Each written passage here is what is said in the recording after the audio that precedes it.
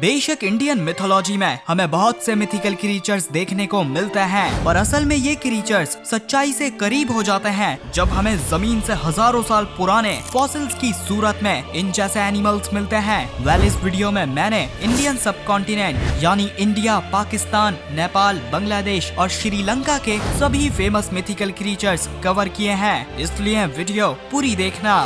Number 12, 4 tusk elephants. Hinduism में कई बार 4 tusk यानी 4 दांत वाले एलिफेंट्स का जिक्र देखने को मिला है, जैसे कि इंद्रा नामी डीटी की एरावत नामी सवारी। और यही नहीं बल्कि फेमस रामायण में भी ऐसे मिथिकल एलिफेंट्स का जिक्र आया है। वेल दोस्तों, 8 लाख साल पहले सच में इंडियन सब कॉन्टिनेंट में 4 दांत वाले गोम्फोथियर्स नामी एलिफेंट्स के रिलेटिव्स पाए जाते थे। जी हाँ, इनके फॉसिल्स बलूचिस्तान से लेके हिमाचल प्रदेश तक मिल चुके हैं। वैसे ये अपने नीचे के दांतों को शवल की तरह इस्तेमाल करके आसानी से अपनी डाइट को कंप्लीट कर लिया करते थे। लेकिन हाँ, जिस दौरान गोम्फोथियर्स इंडियन सब कॉन्टिनेंट में थे तो उस वक्त तक मॉडर्न इंसान इवॉल्व भी नहीं हुए थे, और जो इंसान इंडियन सब कॉन्टिनेंट में पाए जाते थे वो छोटे दिमाग वाले होमो इरेक्टस थे। इनमें ना लिखने की एबिलिटी थी और ना ही कोई कॉम्प्लेक्स लैंग्वेज थी, इसलिए पॉसिबल है कि गोम्फोथियर्स के फॉसिल्स ने हिंदुइज्म के मिथोलॉजिकल एलिमेंट्स को इंस्पायर किया होगा। Number 11, Indus worm. ग्रीक्स की 2400 साल पुरानी राइटिंग्स में लिखा हुआ है कि इंडियन सब कॉन्टिनेंट के इंडस रिवर में एक बहुत ही बड़ा वर्म पाया जाता है। साथ में ग्रीक्स का मानना था कि इंडियंस इन इंडस वर्म्स की हंटिंग भी करते हैं, वो भी फ्लेमेबल ऑयल हासिल करने के लिए। वेल, इंडिया में तो ऐसे किसी वर्म का जिक्र नहीं मिलता, लेकिन हाँ, आज से मिलियन ईयर्स पहले सच्ची में इंडस वर्म जैसे आर्थ्रोप्लूरा पाए जाते थे। इन एनिमल्स के पास लार्जेस्ट लैंड इनवर्टिब्रेट होने का रिकॉर्ड है, क्योंकि ये साइज में वॉक्सवैगन बीटल कार के बराबर थे। पर हाँ, ये वर्म्स से नहीं बल्कि मिलीपीड्स से रिलेटेड थे। खैर, आर्थ्रोप्लूरा तो इस दुनिया में 290 मिलियन ईयर्स पहले पाए जाते थे, जब इवन डायनासोर्स भी इवॉल्व नहीं हुए थे। तो फिर इंडस वर्म की क्या सच्चाई है? तो असल में ग्रीक्स इंडियंस को फ्लेमेबल ऑयल इस्तेमाल करते हुए देख काफी हैरान थे, इसलिए जमीन से हासिल होने वाले फ्लेमेबल ऑयल को ग्रीक्स ने मिथोलॉजाइज करके मिथिकल इंडस वर्म्स के साथ जोड़ दिया। और पॉसिबल है इस इंडस वर्म का कॉन्सेप्ट ग्रीक्स के पास रियलिटी के आर्थ्रोप्लूरा के फॉसिल्स से आया हो। नंबर 10, ओडोंटोटायरेनोस। आज से 2352 साल पहले जब अलेक्जेंडर द ग्रेट तकरीबन आधी दुनिया फतह करने के बाद इंडियन सब कॉन्टिनेंट के पंजाब रीजन में एंटर होता है, तो उसका सामना वहाँ के किंग पोरस से होता है। इनके बीच के बैटल को बैटल ऑफ हाइडेस्पीस कहा जाता है, और ये बैटल मॉडर्न डे पाकिस्तान के झेलम रिवर के पास लड़ा गया था। बहरहाल दोस्तों, इस बैटल के दौरान कुछ ग्रीक हिस्टोरियंस लिखते हैं कि अलेक्जेंडर की आर्मी के कैंप में एक मिथिकल एलिफेंट साइज्ड ओडोंटोटायरेनोस नामी 3 हॉर्न्ड बीस्ट ने अटैक किया था। वेल, अगर आप पंजाब रीजन से हो तो आपको मालूम होगा इस जमाने में तो ऐसा कुछ एक्सिस्ट नहीं करता। लेकिन दोस्तों, मेरा मानना है ये मिथिकल एनिमल सिवाथेरियम हो सकते हैं। ये pre historic animal modern giraffes के रिलेटिव्स हैं और साइज और अपीयरेंस में मिथिकल ओडोंटोटायरेनोस के ही जैसे थे।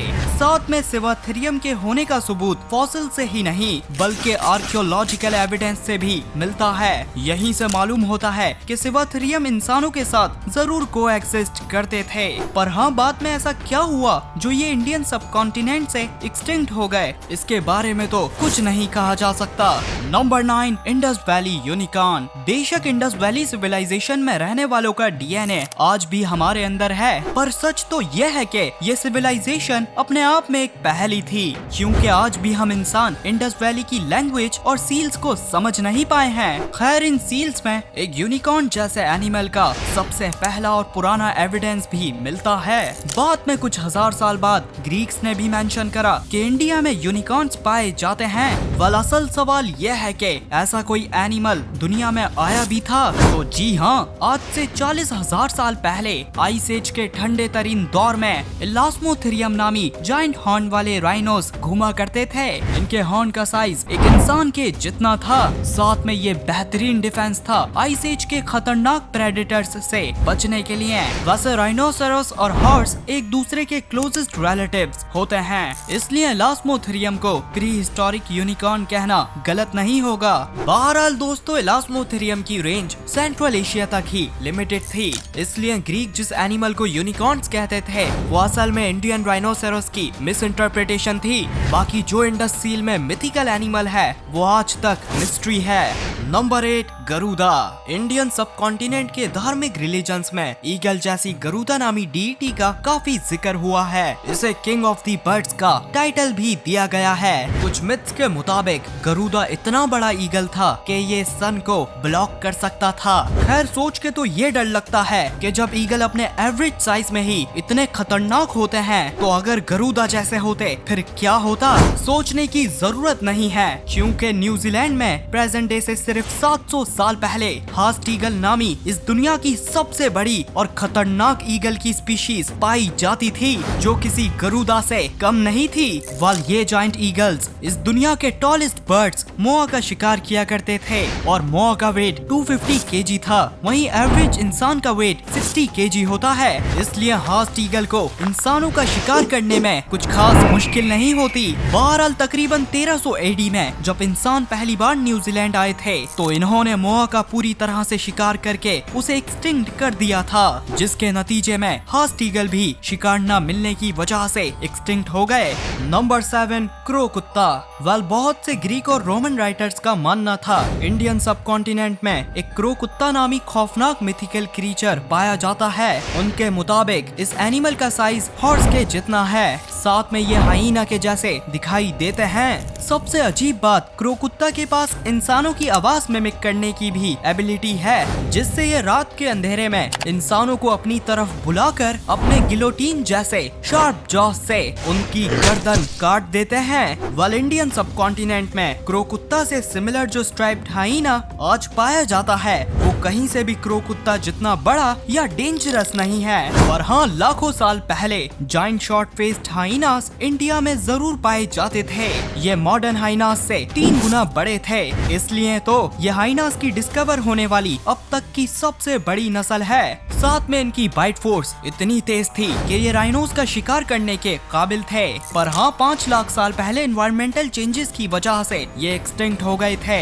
Number 6, devil bird. काफी सालों से श्रीलंका के लोग एक खौफनाक आउल देखते आ रहे हैं। इनका बताना है ये एनिमल मौत का बुलावा होता है, साथ में ये दिल हिला देने वाली आवाजें भी निकालता है। वेल काफी जूलॉजिस्ट का कहना है ये कहानियां श्रीलंका के नेटिव आउल्स से ओरिजिनेट होती हैं। लेकिन हाँ दोस्तों, श्रीलंका से 7 समंदर दूर क्यूबा में डेविल बर्ड से भी कहीं गुना खतरनाक आउल जरूर इवॉल्व हुआ था।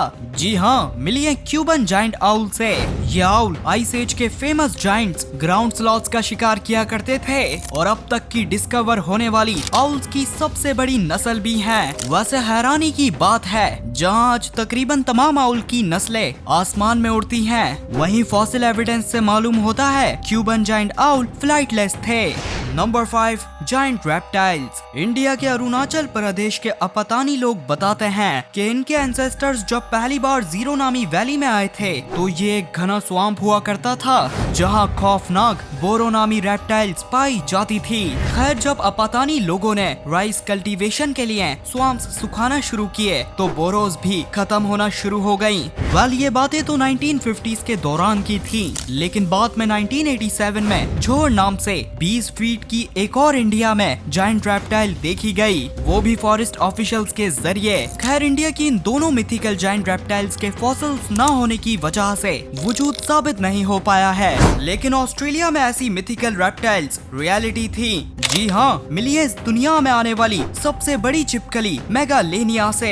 ये ऑस्ट्रेलिया के बड़े बड़े मेगाफुआना का शिकार किया करती थी और खौफनाक होने के साथ साथ जहरीली भी थी। वेल 50,000 साल पहले जब first humans aboriginal Australians Australia में आए तो जाहिर सी बात है ये भी मेगालेनिया की तरह एपेक्स प्रेडेटर्स थे और यूं इंसानों के साथ कंपटीशन में मेगालेनिया एक्सटिंक्ट हो गई थी। Number 4, humanoid apps. वेल आप लोग सब नेपाल के येटी से तो वाकिफ हो गए। ये एक इंसानी बंदर है जो पहाड़ों में पाया जाता है। अजीब बात यह है कि north Pakistan, north east India और बांग्लादेश में भी ऐसे इंसानी बंदर देखे गए हैं। वेल, पूरे साउथ एशिया में इनका देखा जाना कोई इत्तेफाक तो नहीं हो सकता। इसलिए पॉसिबल है जब हमारे एंसेस्टर्स इंडियन सब कॉन्टिनेंट में पहली बार आए थे तो शायद उनके मुकाबले में यहाँ और भी इंसानी नस्लें थी, जैसे कि होमो इरेक्टस। इनके फेस में चिन बोन नहीं थी और बॉडी में कहीं गुना ज्यादा बाल थे। वेल, होमो इरेक्टस के फॉसिल्स इंडिया की नर्मदा वैली से लेके तमिलनाडु तक मिल चुके हैं। इवन पाकिस्तान के पंजाब रीजन से तो इनके बनाए हुए बेसिक टूल्स भी डिस्कवर हुए हैं। खैर, यही वजह है शायद हमारी अपनी ही स्पीशीज से इनकाउंटर की यादें आज मिथिकल इंसानी बंदरों के तौर पर जिंदा हैं। नंबर 3, निटेवो। हमने अभी ही इंडियन सब कॉन्टिनेंट के इंसानी बंदरों की बात की थी, लेकिन श्रीलंका में हिसाब थोड़ा अलग है क्योंकि यहाँ के इंसानी बंदर साइज में बोने हैं। जी हाँ, मिलिए निटेवो से, जिन्हें अगर बिगफुट का छोटा वर्जन कहा जाए तो गलत नहीं होगा। वेल, श्रीलंका के नेटिव वेदा लोगों का बताना है कि इन्होंने इस क्रीचर की नस्ल को 250 साल पहले शिकार करके खत्म कर दिया था। वैसे अब तक कोई आर्कियोलॉजिकल एविडेंस नहीं मिला जो वेदा लोगों की बातें या निटेवो का वजूद साबित कर सके। पर अगर आपको लगता है ऐसी कोई छोटी इंसानी नस्ल एग्जिस्ट नहीं कर सकती तो जरा सुनिए होमो फ्लोरिसिएंसिस के बारे में। इनके अब तक काफी फॉसिल एविडेंस मिल चुके हैं और कंपैरिजन के लिए ये मॉडर्न इंसान से कहीं गुना छोटे थे। वेल, 7 लाख साल पहले होमो इरेक्टस, जिनका मैंने अभी वीडियो में जिक्र किया था, तो जब वो इंडोनेशिया के फ्लोर्स आइलैंड में आए थे तो ये आइलैंड डॉर्फिज्म नामी फिनोमिनन की वजह से छोटे होकर होमो फ्लोरिसिएंसिस में इवॉल्व हो गए थे। आपको याद दिला दूं, श्रीलंका भी एक आइलैंड है और मुमकिन है यहाँ भी किसी वक्त में आइलैंड डॉर्फिज्म की वजह से कोई छोटी इंसानी नस्ल इवॉल्व हो गई हो, जिसे आज निटेवो के नाम से जाना जाता है। नंबर 2, वासुकी। हिंदुइज्म में हमें बहुत से नागा नामी स्नेक्स देखने को मिलते हैं, जिसमें सबसे ज्यादा डिपिक्ट किया जाने वाला नागा वासुकी नाम का एक जाइंट स्नेक है। इसे आमतौर में शिवा डीटी की गर्दन के पास दिखाया जाता है और ये तमाम नागाओं का बादशाह भी है। असल सवाल यह है कि क्या इंडिया में कभी वासुकी जैसे जाइंट स्नेक्स पाए भी जाते थे? तो जी हाँ, मिलिए रियलिटी के वासुकी इंडिकस से। ये इंसानी हिस्ट्री में डिस्कवर होने वाला सबसे बड़ा स्नेक है, जिसके रिमेन्स इंडिया के गुजरात स्टेट से मिले थे। एस्टिमेट्स के मुताबिक वासुकी इंडिकस की लेंथ 50 फीट थी, यानी 3 लिमोजिन्स से कंपैरेबल थी। यही वजह है इस स्नेक का नाम हिंदुइज्म के वासुकी नागा से ही लिया गया है।